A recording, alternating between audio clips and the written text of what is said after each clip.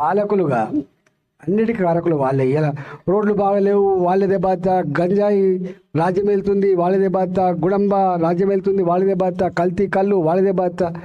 ఇవాళ రాజకీయ వ్యవస్థ కూడా ఇవాళ పీపుల్ ఓరియంటెడ్ పాలసీస్లో కాకుండా పవర్ ఓరియంటెడ్ పద్ధతులు కొనసాగుతున్నాయి. మనం ఎక్కడో ఎన్నుకుంటప్పుడు మన బాధ్యత మర్చిపోతున్నాం. మనకేమైతుందిలే, మనకెందుకులే, ఎవడైతే మనకెందుకులే అనుకుంటున్నాం. కానీ ఎవడైతే ఎందుకులే అని చెప్పి ఎవడో నీకు అవగాహన లేనుడు గెలిస్తే ఏం జరుగుతుందో అవన్నీ మనం చూస్తూ ఉన్నాం. ఓ ఇంజనీర్ ఉన్నాడు, ఆయనకు మెరిట్ లేదు, ఆయనకు అవగాహన లేదు, ఓ బ్రిడ్జ్ కూలిపోతే పెద్ద ఇష్యూ కాదు.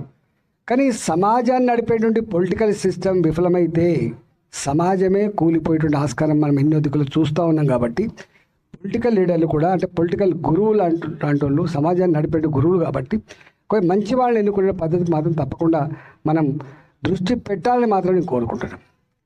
ఇవాళ కేవలం డబ్బున్నోడే రాజకీయ నాయకుడు అవుతాడు, దౌర్జన్యం చేసేవాడే రాజకీయ నాయకుడు అవుతాడు, లేకపోతే మోసం చేసేవాడే రాజకీయ నాయకుడు అవుతాడు.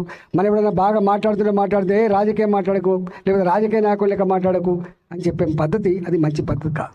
రాజకీయ నాయకుడు అంటాడు కూడా సమాజాన్ని నడిపే ఒక గురువులు అంటాడు.